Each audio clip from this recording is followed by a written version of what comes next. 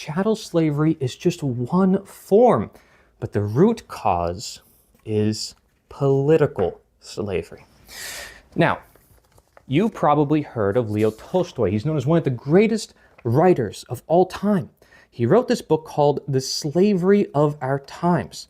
And in this book, it's the closest thing to my book, Slavery Gone for Good, talking about this idea of political slavery. Look at what Leo Tolstoy has to say. The slaves, never known what freedom is, merely seek an alleviation or only the change of their condition. The owners wishing to mask their injustice, try to assign a particular meaning to those new forms of slavery which they enforce in place of the older ones. Whoa, whoa, whoa. Does that mean slavery merely shifted in perspective? It just changed in form? What is going on here? Salmon Chase saying the government, therefore, in every case of the individual slave is the real enslaver. Slavery cannot exist without police regulations. What's going on here, right?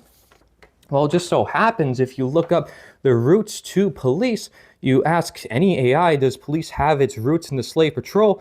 Look, the origins of modern policing in the United States are closely linked to slave patrols, right? So this is mainstream knowledge.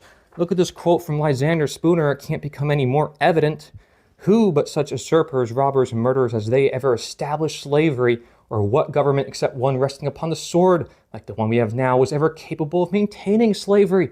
Right? There was no principle, but only of degree between the slavery they boast to have abolished and the slavery they were fighting to preserve.